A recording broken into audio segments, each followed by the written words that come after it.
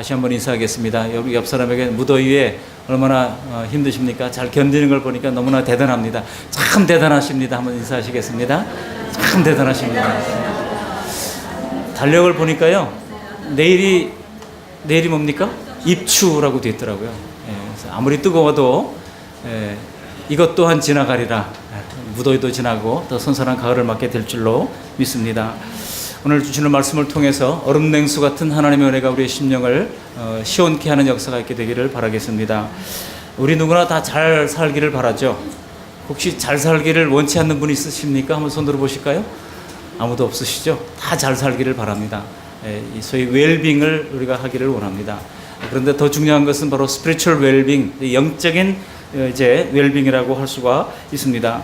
우리가 믿고 천국 가는 거라면 모를까? 이렇게 소망하고 바란다라고 우리가 다 그대로 되는 세상은 이 세상에는 없습니다. 진정한 믿음은 웰빙을 우리가 정말 살기를 원한다면 그게 걸맞는 헌신과 노력과 또 훈련이 필요한 것입니다. 이 스포츠 뉴스를 보다가 차준환 학생이라고 혹시 들어보셨어요? 17살짜리 남자 김연아라고 이렇게 기대주로 꼽히는 사람입니다. 이 회전을 4회전을 할 수 있는 세계 몇 안 되는 사람 가운데 하나죠. 그래서 큰 기대감을 가지고 있는데요. 이 2001년생이니까 17살짜리 소년이 하루에 연습을 12시간을 하더라고요. 제가 그거 보면서 나는 과연 말씀을 12시간 준비하고 있는가 스스로 좀 부끄럽고 죄송한 마음도 들었고, 이렇게 뭔가 목표를 가지고 자기 훈련을 하는 사람도 열심히 하는데, 우리 사도 바울도 빌립보서에서 육신의 연습은 약간의 유익이 있다고 말씀하고 있지 않습니까? 영적인 훈련에는 우리가 얼마나 더 훈련을 해야 되겠습니까? 영적인 훈련에는 더 큰 유익이 있다는 것입니다. 신앙에도 목표가 있고 그 목표를 이루기 위해서는 훈련은 필수적입니다. 우리의 목표는 어디입니까? 바로 예수님을 닮아가는 것이 우리의 목표입니다. 우리 안에 잃어버려진 그 하나님의 형상, 에베소서 4장 24절이 말씀하는 바와 같이 의와 진리와 거룩한 믿음, 그것을 회복하는 것이 우리가 가져야 할 중요한 목표입니다. 우리가 예수님처럼 그렇게 조금씩 변화되어 갈 때에 나도 행복하고 하나님도 행복하고 우리의 이웃도 행복한 것입니다. 바로 이 목표를 이루기 위해서 우리가 지지난 시간에 로마서 12장 1, 2절 말씀을 통해서 하나님이 기뻐하시는 거룩한 산 제사로 자신을 드릴 것을 말씀하고 있고, 또한 하나님의 선하시고 기뻐하시고 온전하신 뜻이 무엇인지를 분별할 것을 말씀을 드렸습니다. 그렇게 뜻을 분별한 다음에 우리가 해야 할 것이 있습니다. 바로 기도로 주님을 더 체험하는 훈련을 할 필요가 있습니다. 간절히 기도했더니 하나님께서 응답하신다라고 하는 그런 경험들이 필요한 것입니다. 오늘 본문의 말씀은 로마서 12장 1, 2절에서 이어지는 이제 은사의 활용에 관한 말씀이라고 할 수가 있습니다. 성령께서 오늘 말씀을 통해서 우리가 진정으로 영적으로 잘 살 수 있는 그런 은혜를 베풀어 주시기를 바랍니다. 오늘 본문의 내용을 보시면은요, 이 성도의 교회 생활 원리가 무엇인가를 소개해 주고 있어요.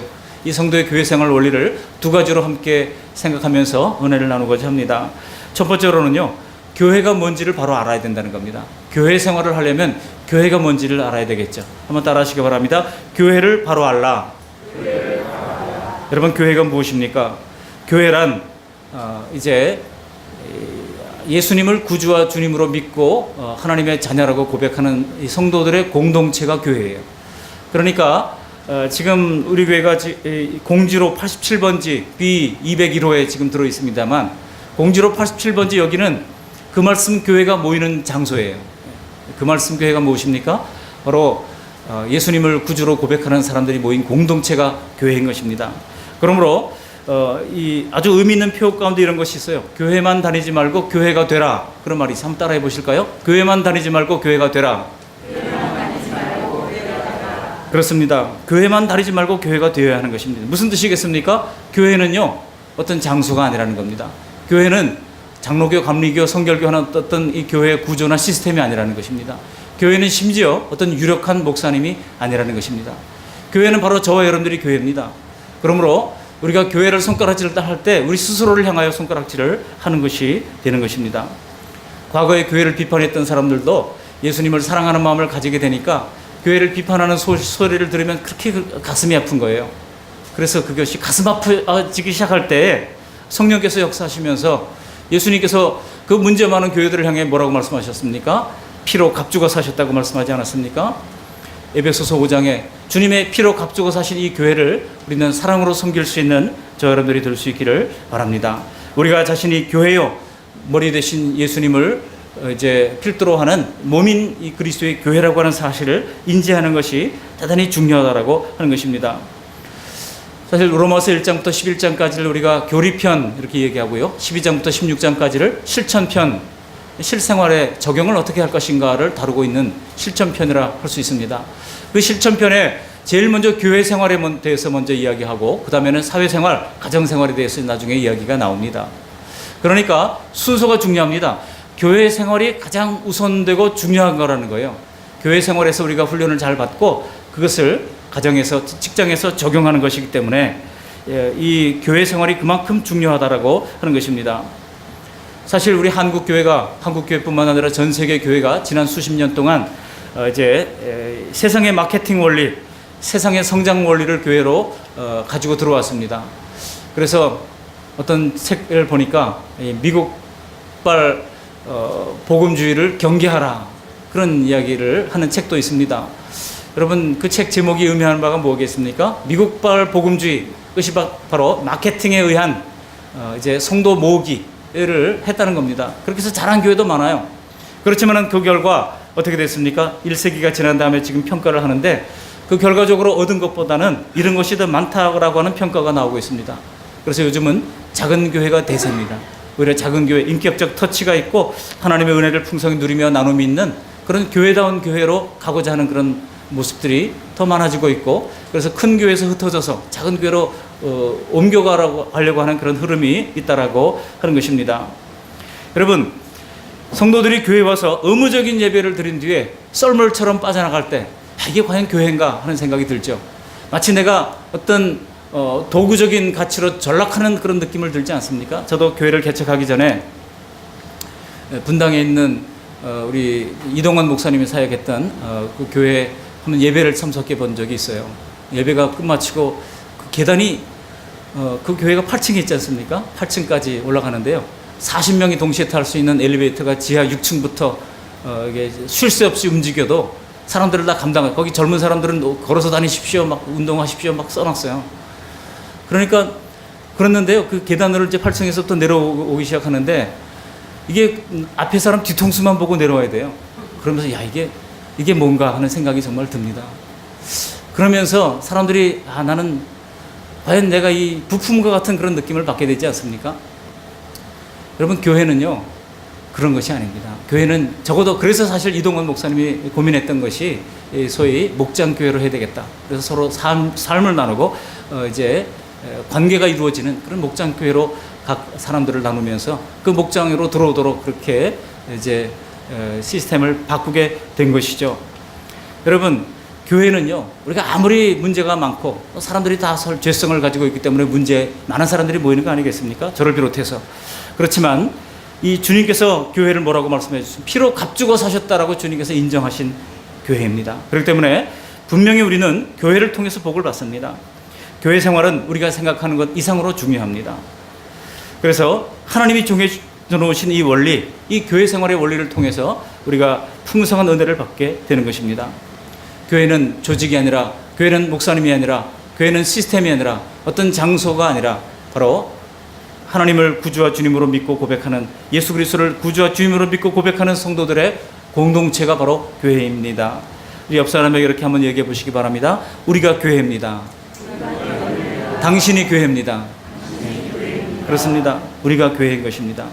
우리가 교회의 일원이 된 것은 예수님의 몸의 일부분이 되었다는 것입니다.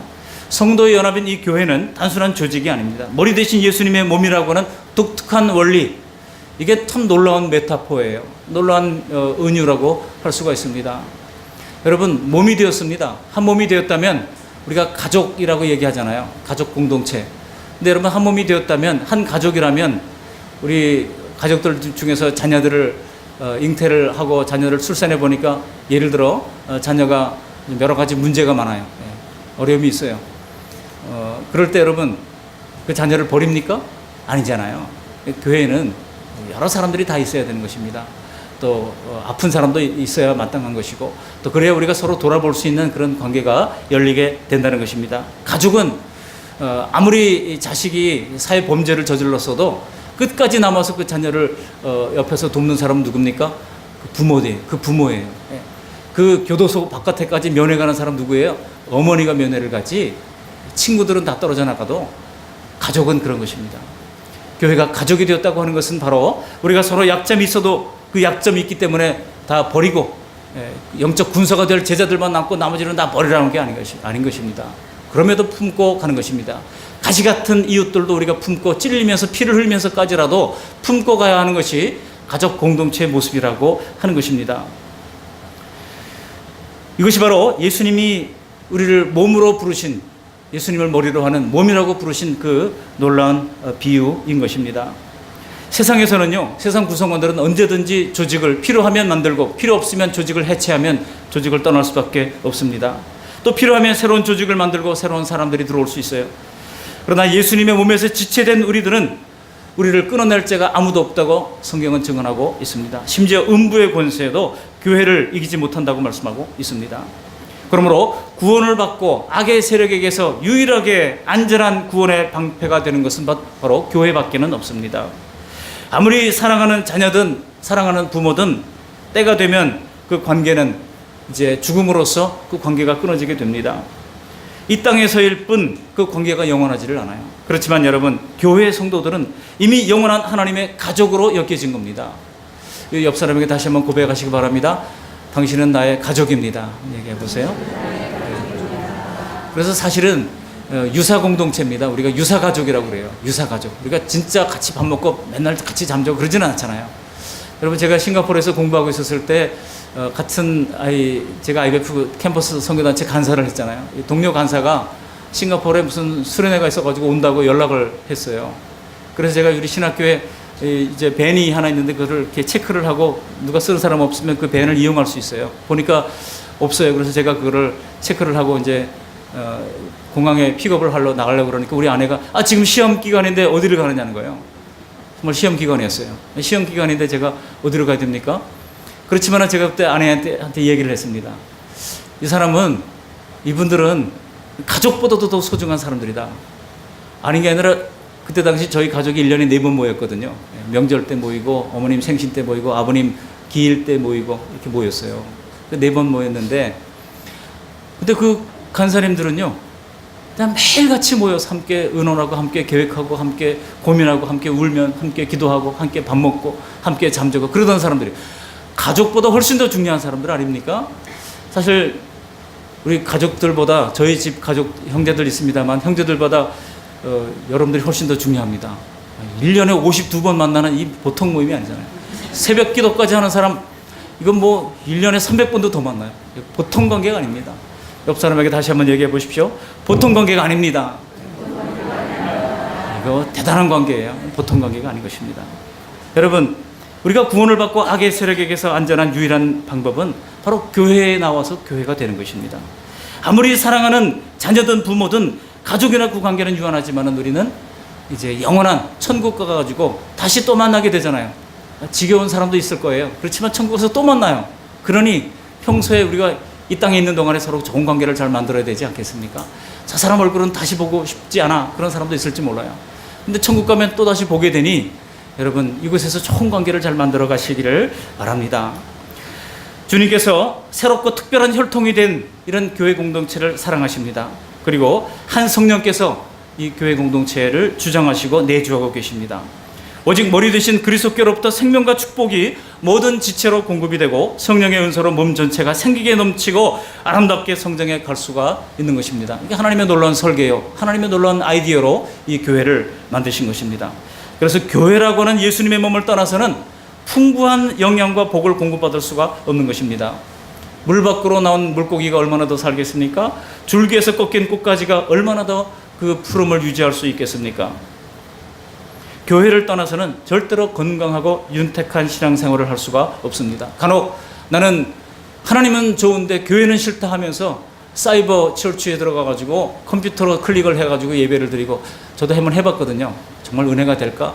해봤는데 은혜가 됩디다. 말씀이 좋고, 그리고 헌금 시간이 되니까 이 헌금 계좌가 깜박깜박 하면서 클릭을 하라고 나와요. 은혜를 받았으니까 또 해야죠. 양심상. 그랬던 그 기억이 있습니다만 여러분 그것은 교회가 아닙니다. 교회는요 모난 사람들이 모여서 서로 흠이 많고 모난 우리들이 서로 이제 부딪혀 가면서 깎여가는 것이 교회의 모습이에요. 여러분 교회가 완전하지 않습니다. 완전한 교회를 꿈꾼다면 그것은 여러분 천국 가서 우리가 완전한 모습으로 보게 될 때 완전한 모습을 원형을 볼 수가 있을 겁니다. 그러나 우리는 그림자이기 때문에 여전히 부족한 모습으로 살아가는 것입니다. 여러분 교회가 무엇입니까? 교회는 믿는 사람들의 공동체, 저와 여러분들이 교회인 것입니다. 이런 교회를 바로 알아가라고 하는 것입니다. 두 번째로 이 성도의 교회 생활의 원리를 오늘 본문의 말씀은 소개를 하고 있는데 그것은 바로 교회를 위해서 일하라는 것입니다. 한번 따라 하시기 바랍니다. 교회를 위해 일하라. 왜냐하면 성도들은 이 주님의 몸인 교회를 위해서 일하도록 부름을 받았기 때문입니다. 하나님은 우리를 부르셔서 그냥 밥이나 먹이시고 생존하게만 하시지 않습니다. 일거리를 주시고 그것을 통해서 성장시키시기를 원하십니다. 그래서 하나님 나라에 기여하도록 우리를 이끄십니다. 그런데 이런 주님의 몸을 위한 봉사에 있어서도 성경적 원리가 중요합니다. 봉사를 할 때도 내 마음대로 해서는 안 됩니다. 질서가 필요합니다. 여기 본문에 보면은 어떻게 일하는지를 말씀하고 있습니다. 세상과 다른 그런 마음을 가져야 한다고 말씀하고 있는데요. 우리 3절 보면 이렇게 이야기를 하고 있죠. 우리 3절 말씀을 함께 읽어보십니다. 내게 주신 은혜로 말미암아 너희 각 사람에게 권하노니 마땅히 생각할 그 이상의 생각을 품지 말고 오직 하나님께서 각 사람에게 나눠주신 믿음의 분량대로 지혜롭게 생각하라. 생각하라. 기독교는 생각하는 종교입니다. 불교에서는 뭐라고 그래요? 생각하지 말라고 그래요. 무념무상의 경지에 이르는 것이 득도하는 길이에요. 자꾸 복잡한 생각을 탁 내려놓으라고 그래요. 그렇지만 기독교는 그렇게 말하지 않습니다. 자꾸 끊임없이 생각하라, 잊어버리지 말라, 기억해라. 얼마나 많이 말씀하는지 몰라요. 근데 생각할 때도 어떻게 생각하라고 말씀하고 있습니까? 마땅히 생각할 그 이상의 생각을 품지 말라는 것입니다. 그렇다면 여러분 마땅히 생각할 그 생각이라고 하는 것이 무엇입니까? 달리 말하면 분수를 지키라는 것입니다. 분수를 지키라. 여기 믿음의 분량대로 지혜롭게 생각하라고 그랬는데 믿음의 분량대로 헬라어로 보니까 이 메트론 피스테우스라고 되어져 있어요. 메트론이라고 하는 말이 뜻이 뭐냐면은 표준, 척도 그런 뜻을 가지고 있습니다. 오늘 분량으로 번역했습니다만 하나님이 주신 우리 믿음의 분량이 다 다르다는 거예요. 그 다음에 여기 6절에도 보면은 예언이면 믿음의 뭐대로? 분수대로. 여기 믿음의 분수대로. 여기 뭐 헬라어 원어에도 보면은 이게 이제 아날로기안이라고 되어 있는데요. 이게 배당 비율, 영어 성경에도 proportion이라고 하는 말을 사용해서 비율대로, 믿음의 비율대로 사람마다 믿음의 비율이 다르다는 거예요. 믿음의 분량이 다르다는 것입니다. 그래서 우리가 믿음의 분량대로 봉사를 해야지 믿음의 분량은 안 되는데 믿음은 안 되는데 지나치게 봉사를 하겠다고 달려들어가지고 하다 보면 나중에 번아웃 돼요. 쓰러집니다. 그래서 믿음의 분량대로 봉사할 것을 말씀하고 있고 또 충분히 믿음의 분량이 되는데 전혀 봉사를 안 하고 있다면 그것도 하나님 보시기에도 아름답지 못하고 좋지 않고 우리의 신앙생활에도 영적 도전이 안 되고 성장을 가로막는 것입니다. 우리는 믿음의 분량대로 봉사해야 하는 것입니다. 마땅히 생각할 그 이상의 생각. 여러분 이 배경을 보시면은요 당시 로마 교회가 가진 어려움들을 우리가 한눈에 알 수가 있습니다. 사도 바울이 이 편지를 누구에게 보냈습니까? 로마 교회에 보냈어요. 당시 로마 교회는 로마인들로 구성된 그리스도인들이 있었습니다. 뿐만 아니라 거기에는 유대인들도 있었어요. 유대인들이 중에서 예수님을 믿는 사람들도 있었다는 것입니다. 그런데 로마 교회 교인들이 어떤 사람들입니까? 당시에 최고의 도시 아닙니까? 또 최고의 학문과 최고의 어떤 이제 공부를 했던 엘리트들이 모인 교회가 바로 당시의 로마의 교회였다고 하는 것입니다. 사실 바울이 고린도 교회에 사역할 때 고린도 교회에서 이 편지를 로마 성도들에게 썼거든요. 그리고 이 편지를 이제 로마 교회에 전달해 준 사람이 있었죠. 그런데 바울이 이 편지를 쓸 때에 로마 교회에 한 번도 방문해 본 적이 없었지만은 여러 사람들로 들어보니까 로마 교회의 지금 흐름이 뭔지를 그가 한순간에 알게 됐다는 것입니다. 그 사람들은 로마 시민권자들이었어요. 여러분 오늘날 로마 시민권자라고 하는 것이 얼마나 참 대단한지 우리가 아마 미국 시민권자 이상으로 중요한 그런 신분적 증명이라고 할 수가 있습니다. 당시 최고의 도시 로마에서 당시 그래서 모든 길은 어디로 통한다는 말이 있어요? 로마로 통한다라고 하는 말이 있을 정도였다는 겁니다. 그래서 교회의 주축이 된 성도들은 학식 있는 사람들, 또 로마의 이제 귀족들, 이런 사람들이 로마 교회의 주축이 되어 있었습니다. 로마서 16장 하반부에 보시면 당시 로마의 주축이 이루어졌던 성도들의 이름을 사도 바울은 다 하나하나 거명을 하면서 기록을 하고 있는 것을 볼 수가 있습니다. 그들은 로마라고 하는 대도시에서 세계를 지배하던 로마 제국의 시민권을 가진 로마 교회 성도로서의 자부심이 대단했습니다. 그래서 로마의 시민권자들은요, 범죄를 했다 할지라도 로마의 시민권자들은 채찍질을 할 수 없게 됐어요. 이 사람들은 태형으로 곤장을 칠 수가 없었습니다. 왜냐하면 로마의 시민권자였기 때문에. 그 로마의 시민권자에 대한 이런 그 혜택이 너무나 많았다는 겁니다. 사실 우리 인간이 별로 대수롭지 않은 작은 일 하찮은 것까지라도 우월감을 가지고 다른 사람들 위에 살려고 하는 것이 얼마나 많습니까? 그래서 대부분의 사람들이 자기가 다른 사람들보다 위에 있다고 생각하면서 삽니다. 혹은 그렇지 못한다 할지라도 적어도 내가 표준이라고 하는 생각으로 세계가 자기를 중심으로 둔다고 생각하는 사람들이 얼마나 많은지 모릅니다. 정말 가지가지 별 볼일 없는 것을 가지고도 대단히 스스로를 우쭐대며 높이며 자랑한다는 거예요. 여러분, 이것을 느낄 수 있는 때가 있습니다. 언제입니까? 선거철이 내년에 또 다가옵니다만, 이 선거철만 되면은 우리가 생각하기에 왜 나올까라는 생각이 들매도 불구하고 나오잖아요. 근데 그 얘기 뭐 하는 걸 보면은 다 될 줄로 확신을 하고 있어요. 얼굴에 그 확신이 참 대단한지 말이죠. 그 믿음이 얼마나 대단한지 몰라요.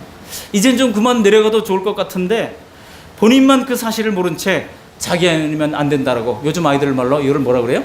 자뻑이라고 얘기를 하는데요. 자뻑하는 그런 후보들이 얼마나 많은지 모릅니다. 여러분, 세상에서는 절대로 자기 자신을 열등한 자리에 두려고 하지 않습니다. 다 우월한 자리에 있고 싶어 합니다. 그렇지만 여러분, 하나님의 나라는 그런 것이 아닙니다. 하나님의 나라는 그게 아니라는 거예요. 하나님이신 예수님은 단 한 번도 예수님은 그런 우월감으로 사람을 대하신 적이 없습니다. 하나님의 나라는 도리어 마음이 높은 자가 아니라 마음이 낮은 자, 가난한 자의 것이라고 말씀하셨습니다. 하지만 사람이 자기가 영적 가난을 깨닫게 되는 것은 이거 오랜 시간이 걸려야 되는 거예요. 내가 정말 부족하구나, 내가 정말 연약하구나, 이걸 깨닫게 되는 것은요, 이건 상당히 이 영적인 이 정말 이제 수위가 높은 사람이 깨달을 수 있는 것이지, 사람들은 자기가 꽤 대단한 사람으로 착각하고 있다는 것입니다. 그런데 로마 교회 성도는 이런 우월한 의식을 가지고 있는 로마 시민들만 있었던 것이 아니죠. 유대인 성도들도 있었습니다. 근데 유대인 성도들은 참으로 신기한 사람이에요. 로마 사람들이 볼 때, 이 사람들은 로마의 식민지 지배를 받고 있는 상황에서도 그 교만과 그 우월의식이 하늘을 찌를 듯 합니다. 그 로마 교회 성도들이 로마 시민권자들이 볼 때는 이상한 거예요. 자기들이 뭔데, 이 사람들은 로마 시민권자도 아니면서도 비자를 받아가지고 전전긍긍하면서도 이 사람들이 가지고 있는 그 교만함, 그 우월의식은 너무나 하늘을 찌를 듯 하는 거예요. 그러니까 그게 꼴보기 싫었다는 겁니다. 시민권 넘는 현실적인 약자임에도 불구하고 그 선민으로서의 자부심, 그것을 내세우는 유대 성도들, 그것이 한마디로 꼴사나웠다는 거예요. 여러분, 로마서의 많은 부분이 바로 이런 상황에 대한 교통정리 차원의 말씀이 나오는 것을 알 수가 있습니다. 제가 일일이 다 거론하지는 않더라도 우리가 이런 배경을 알고서 로마서를 읽어보면 왜 이런 말씀이 나오는가 좀 더 깊은 차원의 이해를 할 수가 있게 됩니다. 바울은 로마서 앞부분에서 유대인들이 구원받지 못한 이유 중에 이런 잘못된 선민의식, 잘못된 우월감을 지적한 바가 있었습니다. 그런데 교회 안에 또다시 이런 기류가 드러나고 있었다는 것입니다. 이것이 모든 사람들이 바로 죄성을 가지고 있는 존재라고 하는 것을 나타내 보여줍니다. 교회와 성도들과의 관계에 있어서 항상 바닥에 깔려있는 이 죄성이라고 하는 독소, 여러분, 이런 자만심이나 우월감을 단칼에 정리할 수는 없지만 항상 염두에 두고 겸손하게 살도록 노력해야 하는 것입니다. 여러분, 인간은 교만 때문에 망한 존재입니다. 그렇기 때문에 바로 이 사실을 우리가 잊어버리지 말아야 하는 것입니다. 내가 너 위에 있다라고 하는 생각을 하는 한 하나님의 축복은 없습니다. 바로 바울이 이것을 따르지 말라고 했던 이 세대의 방식들이 바로 내가 너 위에 있다라고 하는 교만감인 것입니다. 이런 죄성이 뭘로 나타납니까? 요즘 계속 뉴스에서 문제가 되고 있는 갑질로 나타나는 거예요. 제가 뭐 박아무개 대장 그 스토리를 읽다 보니까 새벽 기도 갈 때도 그 공감병들을 깨웠다는 얘기를 듣고, 아유, 이분이 크리스찬이구나, 얼마나 낯이 뜨거워졌는지요. 이게 좀 좋은 모델이 되어야 될 텐데 왜 이렇게 되는가 하는 생각 때문에 가슴이 아팠습니다. 분명히 한 몸이라고 했는데 다른 사람을 깔아내리고 싶은 그런 우월의식, 그것은요 우리의 영적 수준이 너무나도 낮고 낮은 것을 보여주고 있는 것입니다.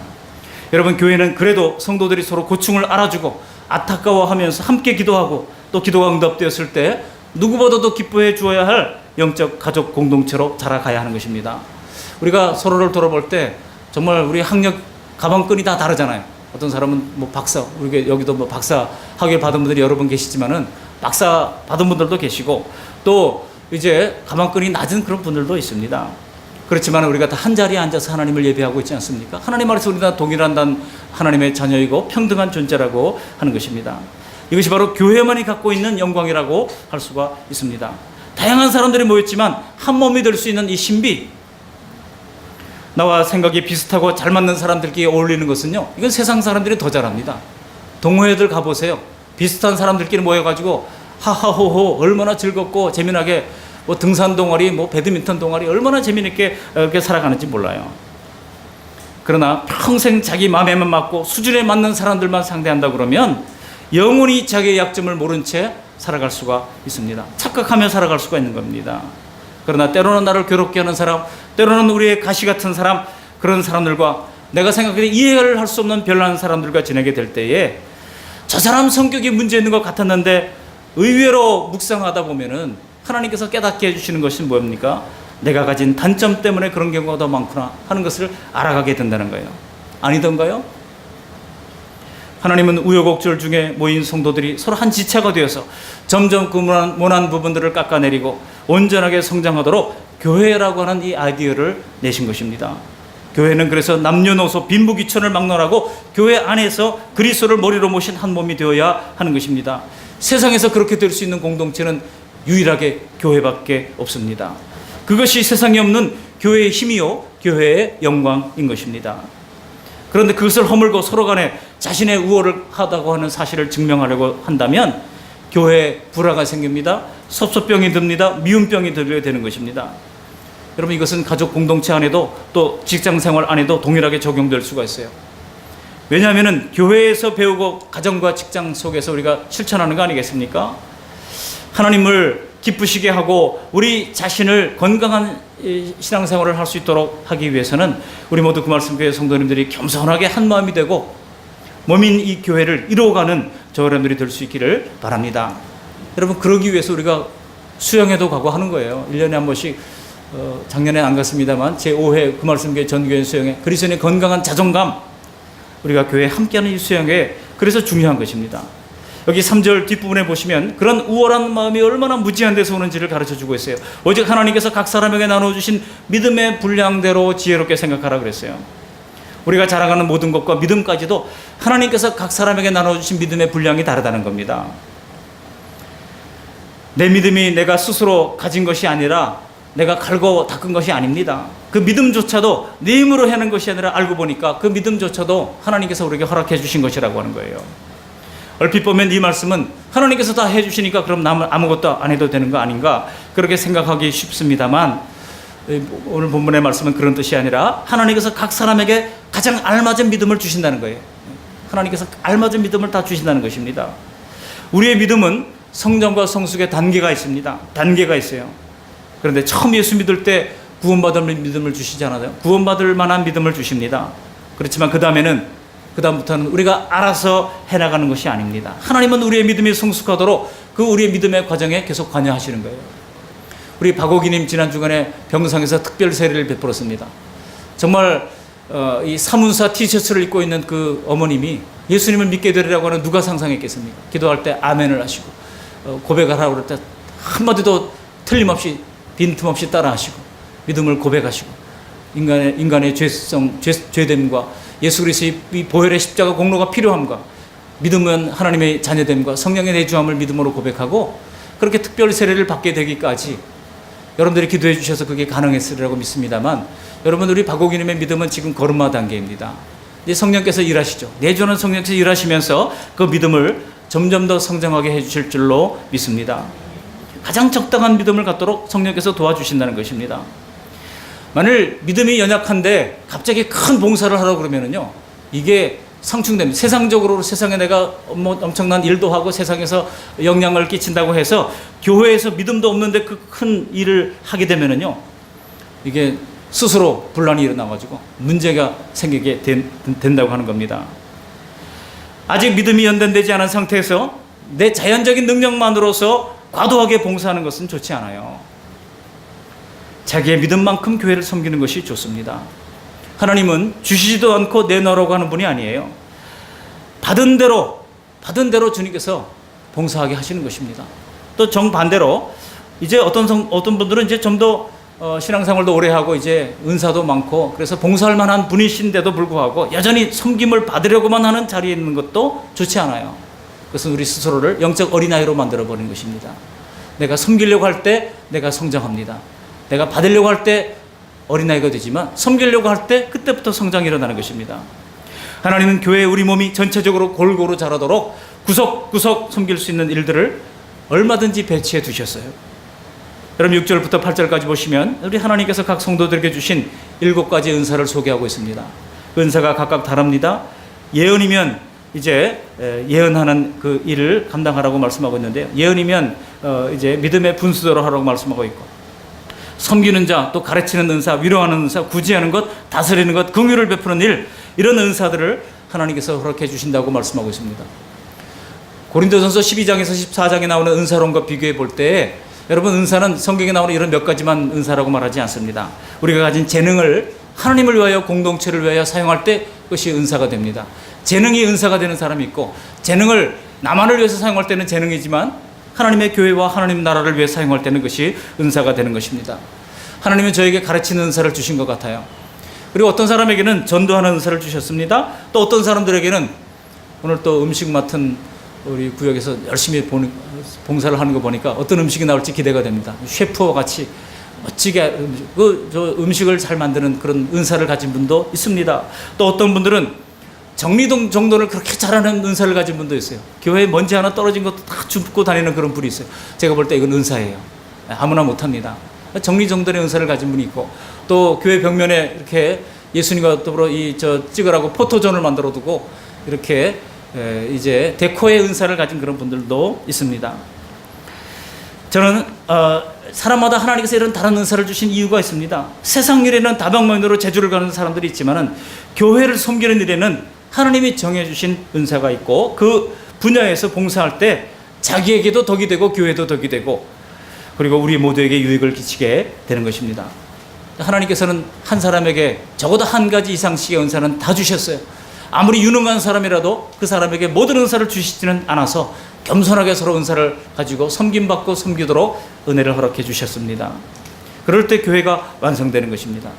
그렇기 때문에 내 은사가 더 좋고 남의 은사는 별로고 내 은사가 더 대단하다 이런 것은 없습니다.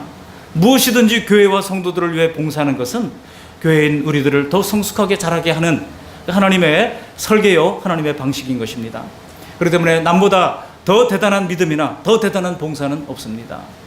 믿음이 좀 더 성장해서 더 많은 봉사를 하는 사람도 결과적으로는 하나님의 주신 믿음 때문에 그 일을 감당하게 하는 것입니다.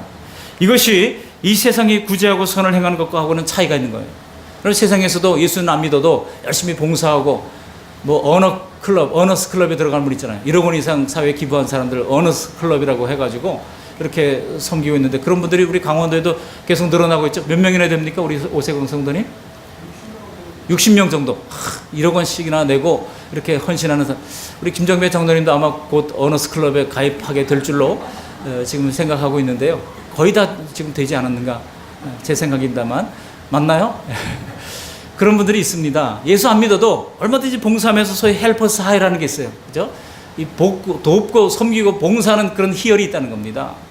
그런데 교회 봉사를 그런 헬퍼스 하이 차원에서 생각하면 안 됩니다. 그것은 자신만의 만족일 뿐입니다. 교회에서 봉사할 때도 대개는 자기 재능을 따라서 봉사하게 되지만 이게 자기 만족을 위한 봉사가 되면은요, 그 끝에는 나중에는 낙심하고 절망하면서 떠날 수밖에 없게 되는 경우들을 너무나 많이 봐왔습니다. 내가 아무리 세상에서 잘하는 일이라고 아무리 잘하는 일을 할지라도 교회 봉사는 절대로 그것만으로 되지 않는다고 하는 것을 우리가 알아야 합니다. 내가 잘하는 재능에 플러스하여 주님께서 주신 믿음이 있어야만, 믿음을 주셔야만 꾸준하고 피차의 덕을 세울 수가 있는 것입니다. 그 봉사를 하면서 내가 다른 사람부터 칭찬받고 갈채받기를 원하지 않게 되는 거예요. 주님 홀로 영광 받으소서. 이렇게 교회 유익이 됐다면 그것으로 감사합니다. 이렇게 되는 겁니다.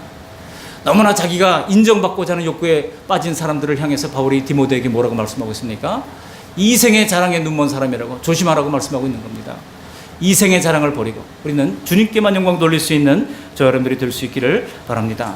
하나님이 주신 은사에 따라 겸손히 섬긴다면 다른 성도들에게도 은혜를 끼치게 되고 무엇보다 내가 건전하게 성장할 수가 있는 것입니다. 베드로전서 4장 10절에 각각 은사를 받은 대로 하나님이 여러 가지 은혜를 맡은 선한 청지기 같이 서로 봉사하라 그랬어요. 애니메이션 영화 중에 벅스라이프라고 하는 영화 있습니다. 보신 분 있으십니까? 애니메이션이에요. 그 벅스라이프 영화 보면은 몇몇 힘센 메뚜기 떼들이 공포 분위기를 조장을 해가지고 수만 마리의 이 일개미들을 모두 제압을 합니다. 그리고 메뚜기들이 이제 그들에게 먹을 양식을 비축해가지고 가져오라고 이제 윽박지릅니다. 그래서 일개미들이 수만 마리가 한 계절 내내 땀을 흘리면서 이제 곡식이며 뭐든 이 먹을 것들을 다 이제 모아오죠. 그랬는데요, 엄청나게 비축을 했는데 그 비축한 모든 것을 일개미 한 마리가 실수를 해가지고 그만 그 모두가 몽땅 웅덩이 물에 빠져버립니다. 그러니까 일개미들이 더 윽박지르면서 더 많은 이제 식량을 비축하라고 막 윽박지르게 되는 거예요. 많은 비난에 직면했던 이 일개미가 그 물에 빠져 떠다니는 그 거대한 식량을 보면서 거기에 붙어있는 몇 마리 안 되는 이 메뚜기 떼들을 보니까, 야, 우리가 한 게 엄청나구나. 우리가 이렇게 엄청난 일도 했는데 저 메뚜기 떼들 몇 마리 안 되잖아. 우리가 힘을 합쳐서 대적한다면 저 메뚜기들을 쯤은 능히 이길 수 있겠다. 깨달음을 가지게 됩니다. 자기의 정체성을 발견하게 되는 거예요. 그래가지고 개미떼들을 설득하기 시작합니다. 봐라, 우리가 이렇게 엄청난 일을 했는데 그 엄청난 이 부피에 비해서는 이제 껌도 안 되는 이 메뚜기떼 몇 마리 우리가 못 밀치겠느냐? 우리가 힘을 합하자. 우리가 하면 할 수 있다. 그렇게 해가지고 규합을 해가지고 그 메뚜기떼들을 대항한다는 거예요. 그런 얘기예요. 그랬더니 어떻게 됩니까? 사실 메뚜기떼들은요, 개미들이 이제 함께 힘을 합쳐서 대적을 하면 자기네들도 어쩔 수 없다는 것을 알아요. 그래서 그것을 느끼지 못하도록 계속해서 공포 분위기를 조장하면서 협박을 했던 겁니다. 여러분, 개미가 드디어 자신의 정체성을 깨닫고 메뚜기에 대항하니까 이 메뚜기들이 어떻게 됐습니까? 혼비백산해가지고 도망을 쳤다라고 하는 그런 내용의 이야기입니다. 저는 이것이 우리가 은사를 사용하는데도 잘 맞는 그런 비유라고 생각합니다. 여러분, 사탄은 우리에게 자꾸 겁을 줍니다. 그래서 넌 할 수 없어. 너는 못해. 너는 아무런 은사도 없어. 너는 몰라. 자꾸 그렇게 함으로 말미암아 교회 일을 그저 몇몇 사람들에게 맡기도록 한다는 거예요. 목사님이 할 일이지, 장로님이 할 일이지, 나는 그냥 아무것도 안 해도 돼. 여러분, 그러나 우리가 우리의 신도로서의, 성도로서의 정체성을 깨닫고 하나님이 우리에게 주신 정체성을 발견한 가운데 우리의 은사를 따라 우리가 함께 합력하여 이제 은사를 발휘하게 될 때에 사탄은 한 길로 왔다가 7개는 도망가는 그런 역사가 일어나게 되는 줄 믿습니다. 교회는 더 건강해질 것입니다. 여러분, 오늘 주시는 말씀을 따라 예언의 은사가 있는 분은 믿음의 분수대로 예언하십시오. 섬기는 은사가 있는 분들은 섬기십시오. 구제하는 은사가 있는 성도님들은 성실하게 구제하십시오. 여기 성실하게 하라고 하는 말은 한두 번 하고 말라고 하는 얘기 아니에요. 여러분, 구제하는 일은 꾸준함이 필요합니다. 우리 교회에서도 몇몇 선교사님들을 후원하고 있는데요, 뭐 그저 1년에 한두 번 얼굴 만나가지고 선교 보고를 들을 때는 좋지만은 이제 얼굴 보이지 않을 때 꾸준히 그거 헌금 보내는 거 얼마나 버거운지 몰라요, 사실. 이게 매년 예산 세울 때마다 좀 끊어볼까? 우리도 힘든데 자꾸 그런 마음이 드는 거예요. 그래서 우리 주님께서 그것을 알고 구제할 때는 어떻게 하라고 그래요? 성실하게 하라고 말씀하고 있는 것입니다. 여러분, 은사가 있는 성도님들은, 위로의 은사가 있는 분들은 여러분 위로하십시오. 다스리는 은사가 있는 성도님들은 부지런함으로 다스리시기를 바랍니다. 우리가 가진 은사를 묻어둔다면 교회 공동체는 허약해질 수밖에 없습니다. 또는 은사가 없음에도 불구하고 허풍 떨면서 척하면서 직분을 감당한다면 그 또한 교회를 어렵게 만드는 것입니다. 왜냐하면 직분이 은사를 우리에게 주는 것이 아니에요. 은사가 있는 사람에게 직분이 주어지고 직분이 주어진 이에게 이 사명이 주어지는 것이기 때문입니다. 은사는 하나님으로부터 성령님의 뜻을 따라 주어지는 것이기 때문에 하나님이 주신 은사의 분량대로 마땅히 생각할 그 이상의 생각을 품지 말고 겸손히 섬길 때 교회가 건강해지는 것입니다. 또한 충분히 일할 수 있음에도 불구하고 아무런 사역을 하지 않는 분들이 있다면 여러분, 한 가지 이상 내가 할 일이 뭘까요? 한번 물어보세요. 얼마든지 제가 여러분들에게 나눠드리도록 하겠습니다. 개미들이 자신들의 정체성을 발견하고 모두가 앞으로 나갈 때 메뚜기들이 혼비백상 도망쳤던 것처럼 하나님께서 모든 성도에게 주신 은사를 우리가 잘 발휘하게 될 때에 사탄은 두려워서 떨면서 도망가게 될 줄로 믿습니다. 그리스도의 몸인 공동체는 은사 공동체입니다. 모든 성도들이 각자의 은사를 발휘할 때 얼마나 풍성하고 아름다운 활기찬 교회가 될런지 우리 그 말씀 교회를 통해서 체험하는 저와 여러분들이 다 될 수 있기를 주님의 이름으로 축원합니다. 아멘. 고마우신 하나님, 오늘 귀한 말씀을 들려주셔서 감사를 드립니다. 하나님은 성숙한 믿음에만 복을 주시는 것이 아니라 누구든지 하나님 앞에 나와 그 믿음의 분량대로, 현재 자기에게 주어진 믿음의 분량대로, 믿음의 분수대로 말씀을 따라 악을 버리고 선을 택하며 성실을 택하며 믿음으로 살고자 할 때 그에게 후한 복을 동일하게 허락해 주시는 줄 믿습니다. 어떤 이에게는 순교할 만한 믿음을 주셨지만 반대로 또 어떤 이들에게는 아직 주일 예배 간실히 힘들게 나오는 것도 그런 믿음인 줄로 믿습니다. 하나님, 우리가 진도보다 방향이 중요한 줄로 믿습니다. 하나님을 향한 방향을 가지고 그 영혼이 하나님을 향하고 있는 한 하나님의 은혜로 베풀어 주시는 그 복이 모두에게 부요하게 주어지는 줄을 믿고 우리 모든 성도에게 주신 믿음의 분량대로 주님의 나라와 교회를 열심히 섬기는 주님의 제자가 다 될 수 있도록 은총 베풀어 주시옵소서. 예수님 거룩하신 이름으로 감사하며 기도합니다. 아멘.